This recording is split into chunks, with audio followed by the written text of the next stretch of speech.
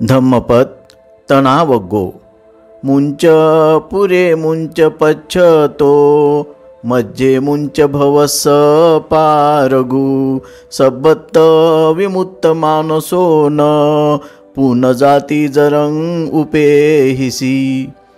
पुढचे सोड, मागचे सोड, मधले सोड, संसाराच्या पार हो, सर्वत्र मुक्तचित्त होऊन तू पुन्हा जन्म जरा पावणार नाहीस।